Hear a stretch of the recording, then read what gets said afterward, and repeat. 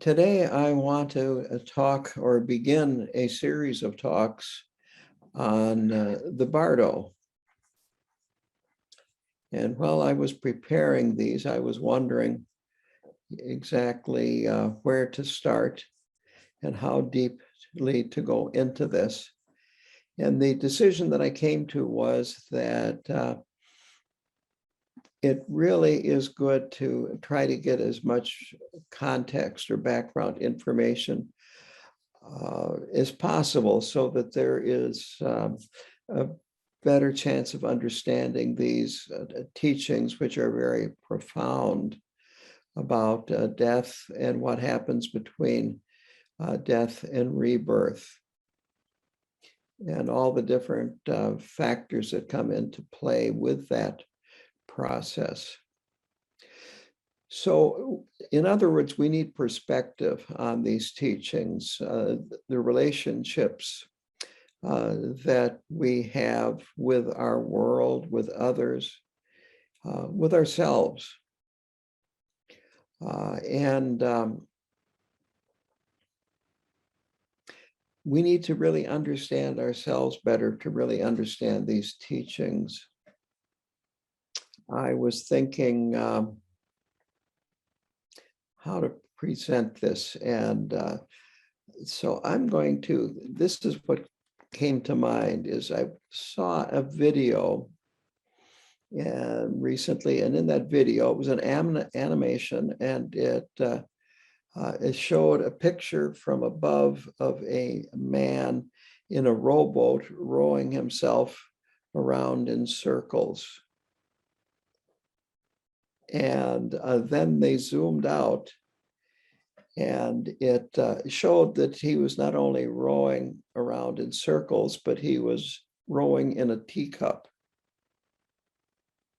And a lot of times our lives can be like that,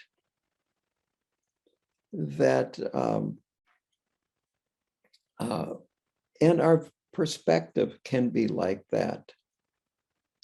That if we have a bigger view, if we have an aerial view, we can see a bigger picture, a bigger perspective, and the things that we consider important can turn out to be pretty trivial. And the things that we think are true from a bigger aerial perspective turn out to be not true, that it's a matter of how you look at things.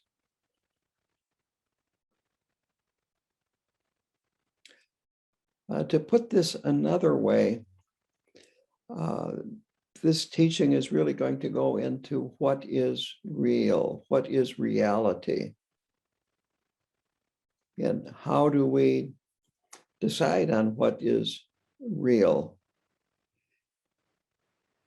And so now this is my own phrase. The Tibetans have another way of putting it, but basically, we don't get to vote on reality. This is not something that is decided democratically. And if most people feel this way, then that is real. And if only a few people feel that way, that can't be real.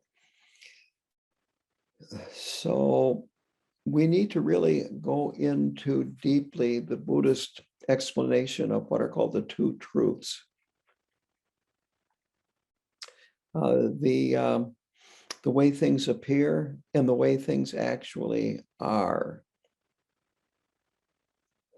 Because this becomes crucial when we experience the Bardo between death and rebirth. And Bardo means simply a gap where between one thing and another.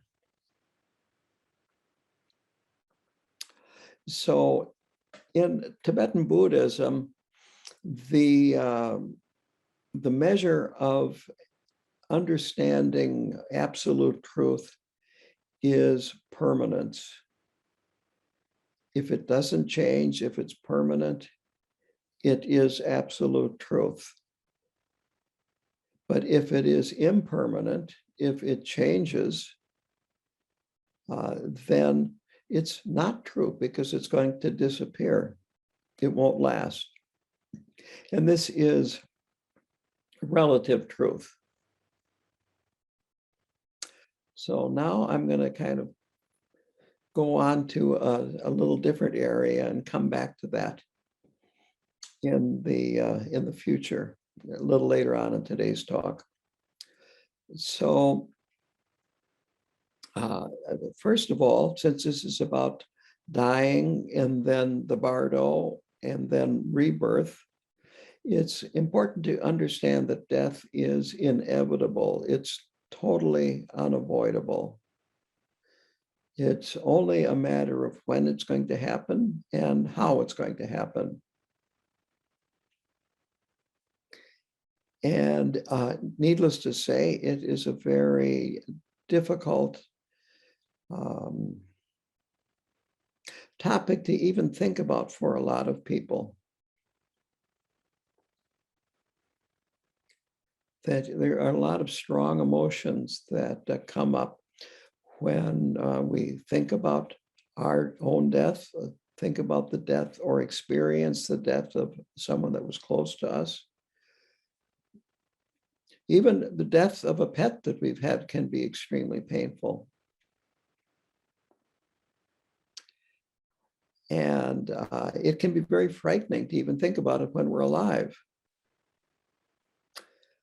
And what is very common in this country when it comes to death is to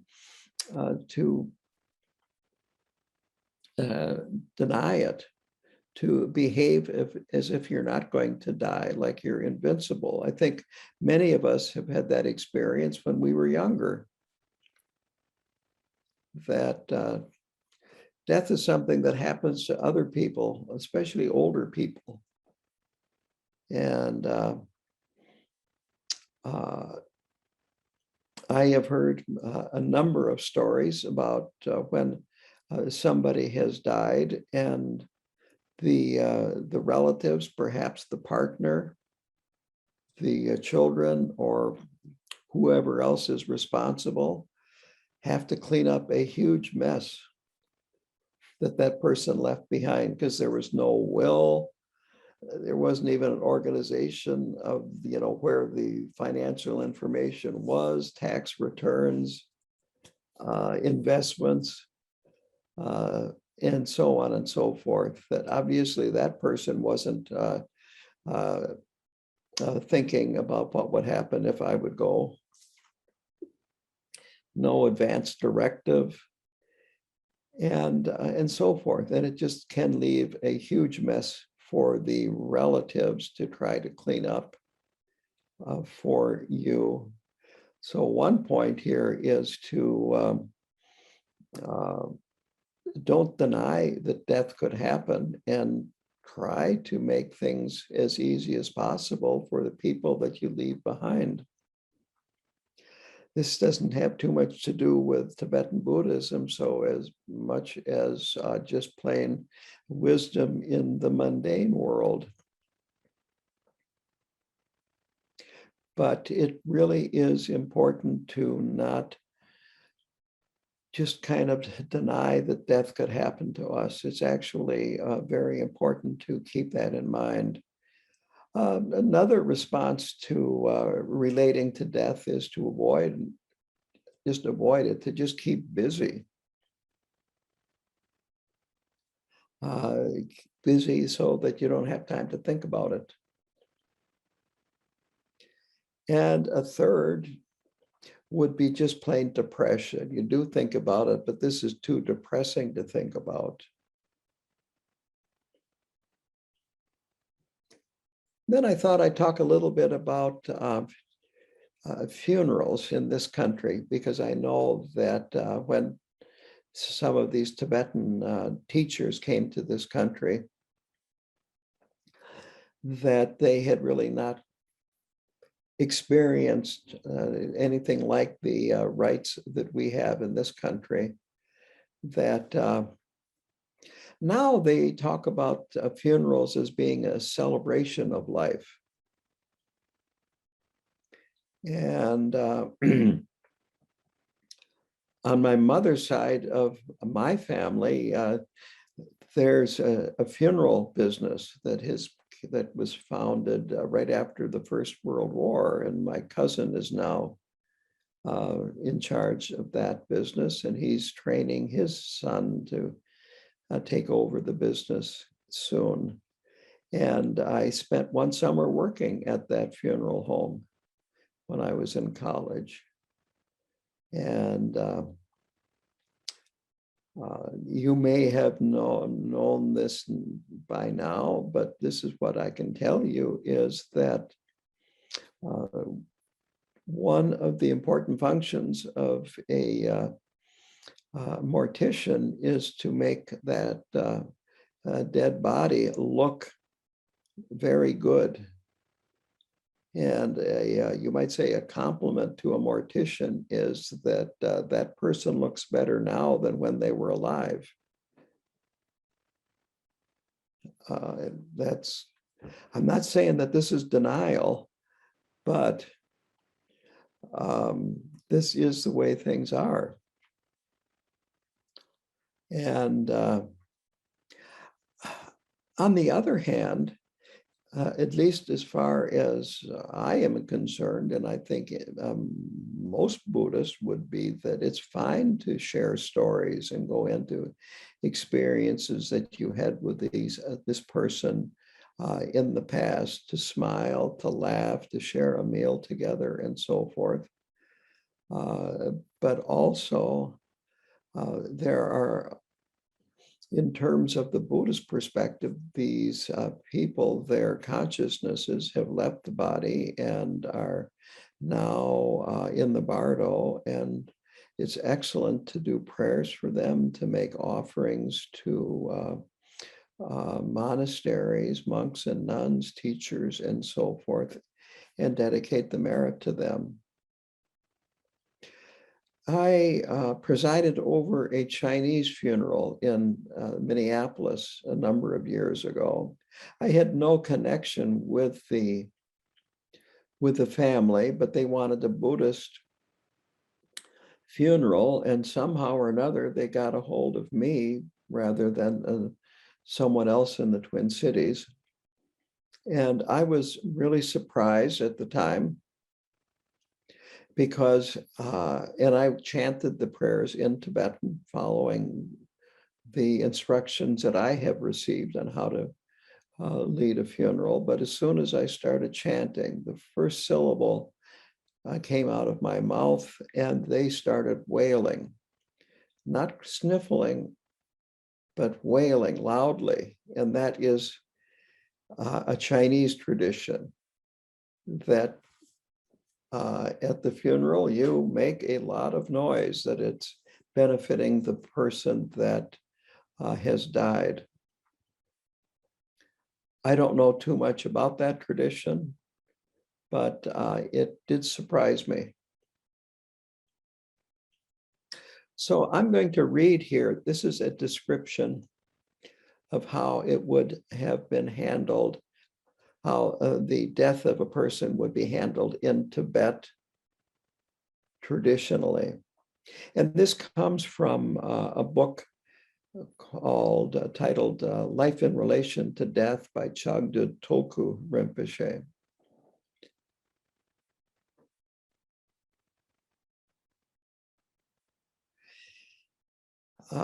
No one touches the body until a lama does a poa, and there are clear signs of accomplishment. The body would be wrapped, but not cremated or otherwise destroyed, for 3 days. Different prayers and ceremonies would be done for 49 days. 10 to 15 monks would come to the house and do prayers for 7 days, and then a new group would come. Lots of expenses for food, offerings to the lamas, and ritual offerings. The offerings and requests for prayers could be sent to monasteries. On the 49th day, an elaborate feast and the name of the deceased would be burned to determine where the person would be reborn. If necessary, more mantra would be recited. There could be other ceremonies done as well. it involved considerable expense. At the end of 7 weeks of continuous prayers, the household members usually discovered that their grief over their loss had been transformed into confidence that their loved one had received excellent guidance through the turbulence of the after-death intermediate state. After 49 days, they would continue to make offerings in the name of the deceased to large monastic ceremonies, lamas, and advanced practitioners with requests for prayers. They would also dedicate their merit to the deceased. This could continue for years. The point being is that they actually had these things that they could do and would help transform their grief into feeling that they have done what they can to benefit that person.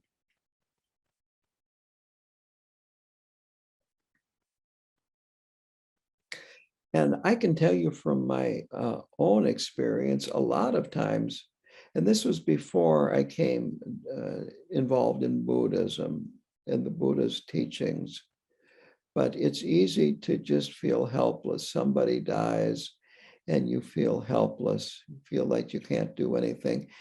And on top of that, that we tend to, or we can, and I certainly did in this case, feel that the grief was about me and what I lost, rather than about the person that had died and what they had lost.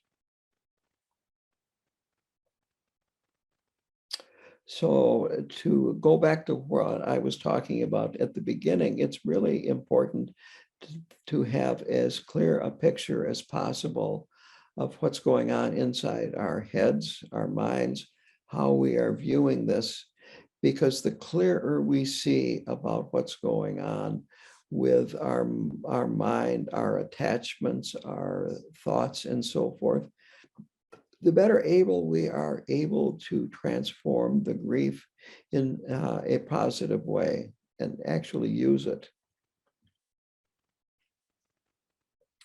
Now,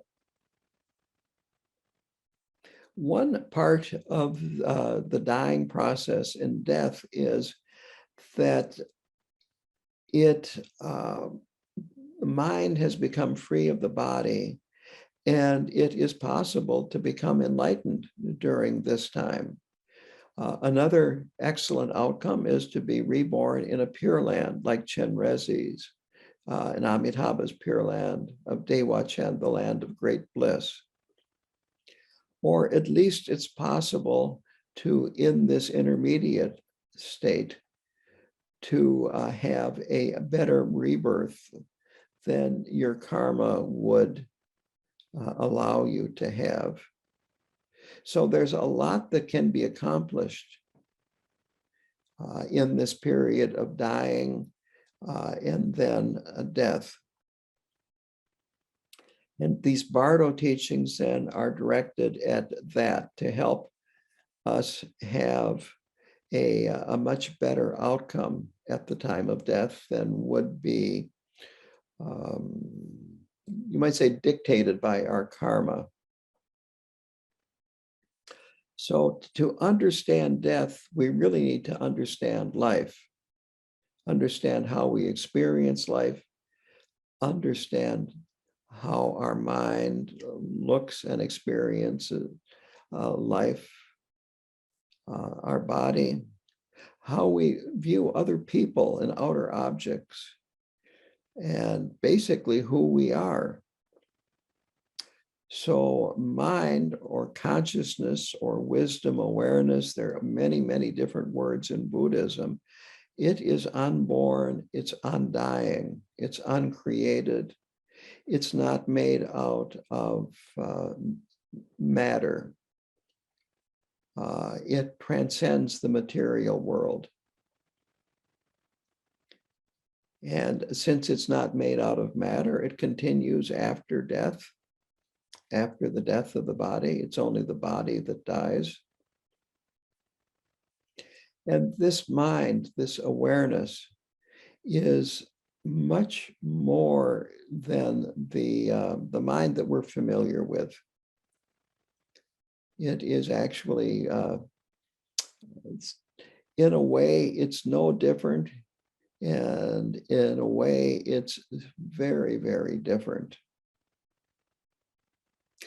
Why it's not different is that we don't have two minds, wisdom mind and a confused mind, but they manifest very differently. And the wisdom mind, when it is brought to fruition,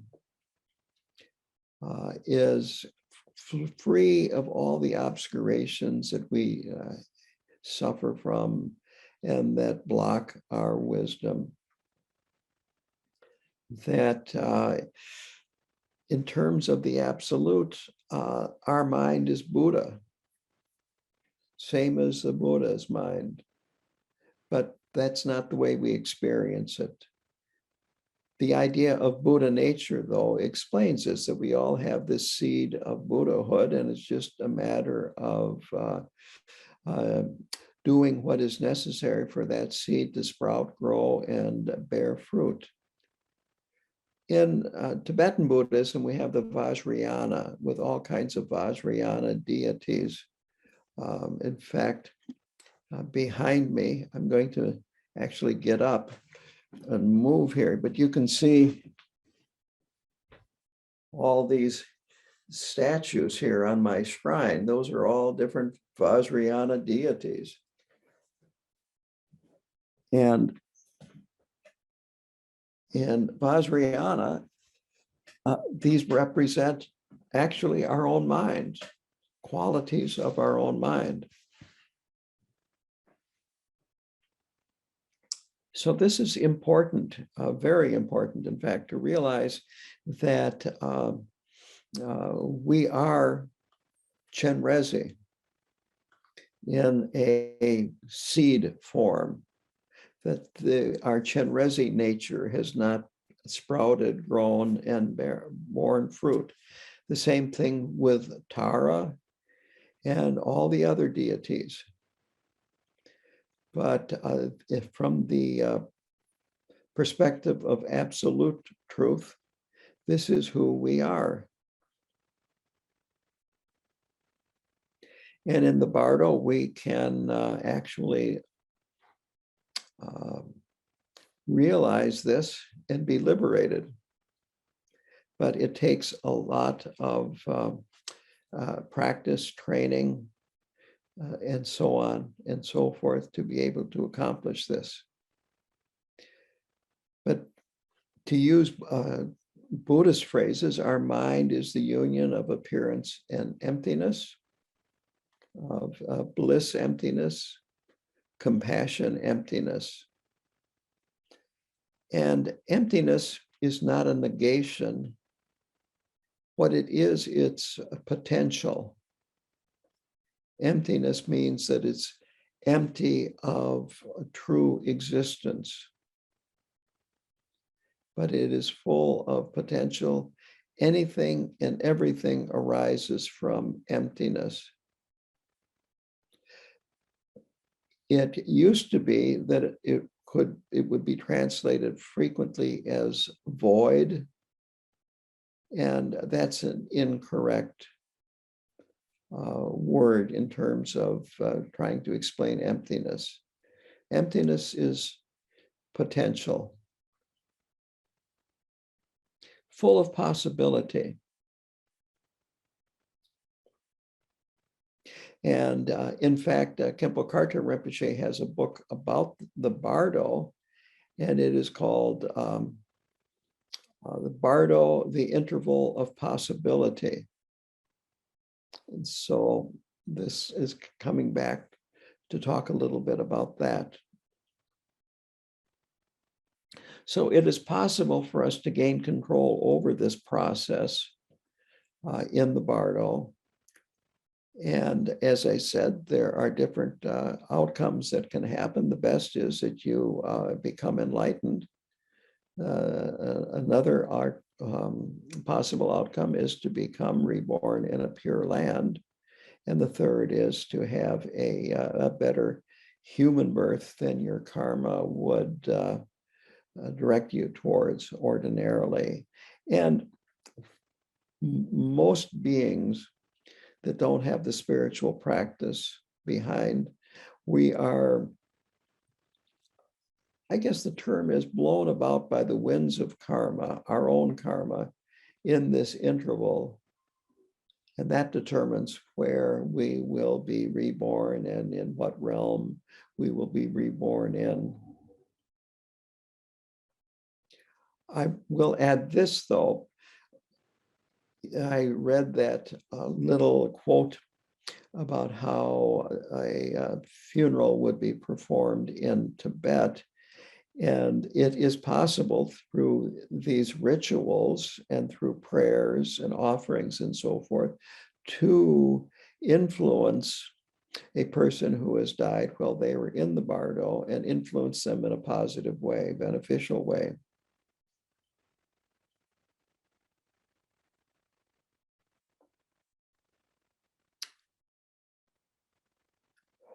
So I like, it's important. I'm going to go back again to where we are now, describing a little bit of that, that if we want to get somewhere in the mundane world, we have to know A, where we want to go, and B, where we are. So you can plan how I'm going to get from this point to that point. Nowadays, you might use a GPS type of app, but you still have to enter, this is where I am now, or the directions don't work. And so we really need to, this really brings in the basic teachings of Buddhism, rather than starting with all of this behind and assuming that you understand all of this. I just kind of want to go over this briefly. And that is that what happens in our present life is that we are controlled by karma. Karma determines our habitual patterns. It determines how we experience things, how we view things, and so forth. And the point of Buddhist practice is to liberate ourselves from our habitual patterns and our habitual way of seeing things and our habitual confusion and so forth. But it starts out with duality, grasping at a self and other, a self that is seen as permanent, unique, personal, and so forth. And once we have set up ourselves as being permanent, independent, unique, and so forth, then we have objects that are separate from us that also are permanent, unique, and personal, and so on and so forth. And then we judge these objects and ourselves. You have good and bad. I like it. I don't like it. It makes me happy. It makes me unhappy. This is pretty. That is ugly. And it's all very personal. We think frequently that our judgments, we are just observing what's in the object. On the other hand, some people like hot peppers, and some people don't like hot peppers. And now, is it in the pepper where the desire or the aversion lies? I don't think so. I think it's in the person that has it in their mouth. And it is like this with everything. We think that the qualities that we like or dislike are in the object, but they're really in us making a decision about that. And it is us separating ourselves, seeing ourselves as totally separate. And so then we feel attachment or aversion, and then various emotional states arise, and then we engage in actions of body, speech, and mind that are based on our judgments and so forth, and they leave karma. These actions plant seeds. I think that's a good way to use the word karma. They plant seeds, and later on, when the conditions are right, those seeds sprout and bear fruit.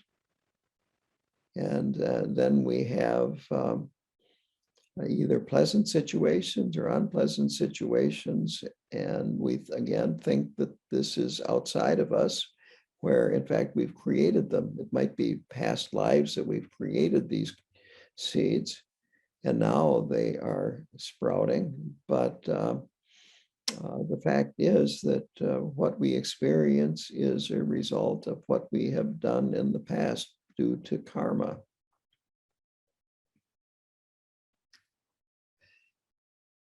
So we need to understand this ego of ours, that what is it? As I said,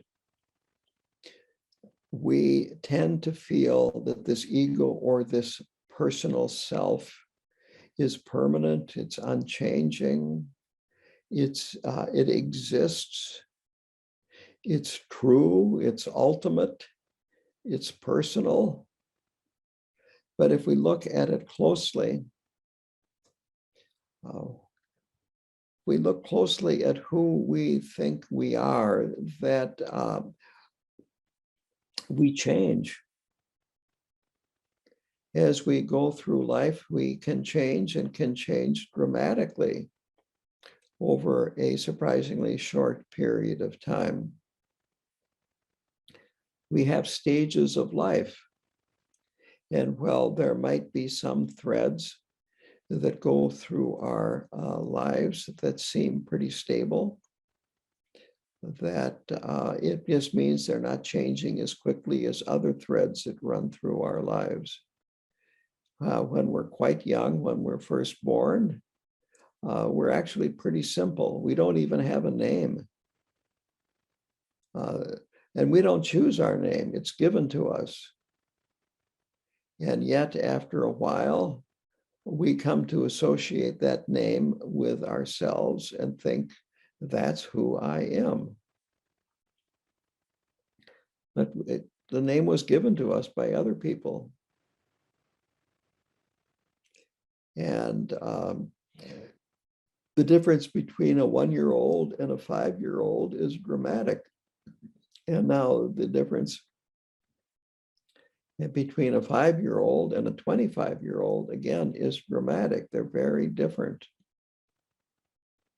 And as you get older and older, then maybe you have a midlife crisis, and then you retire, and now life is very different again. And people that study, like therapists and the psychologists and psychiatrists, then you have geriatrics, and then there's hospice, psychology, and so on and so forth, that things can change and do change as we go through life. And quite honestly, now with this COVID, I think the therapists are keeping quite busy, because how much stress there is and how much change has happened to people. And so it's really important to be able to understand at least a little bit about how we are continually changing. We might not want to change, but we do, whether we like to or not. And we're constantly seeing things and projecting through this lens of I, me, and mine. and interpreting everything on that basis. And this is the fundamental mistake that beings make. It's called ignorance.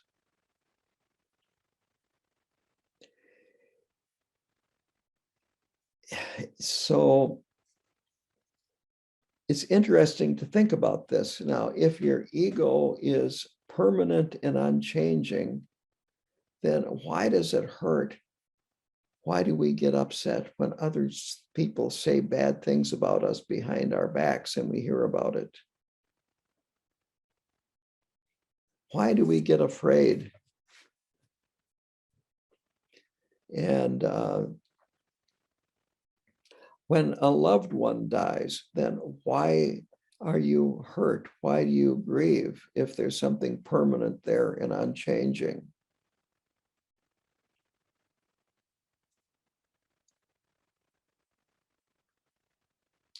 So it's good to think about these questions. And also, there, of course, are a number of techniques where you will try to find yourself or your ego. Where is it located? Is it in the body? Is it outside of the body? Is it in the brain? Is it in my mind?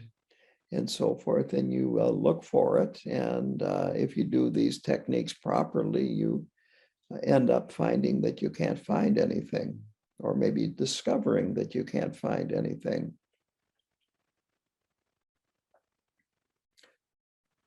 But if we can go into this or experience this dying process and then the Bardo with at least a little skepticism about this permanent self that it's so easy to cherish, the transition will be a lot easier. I think that's a good way to put it.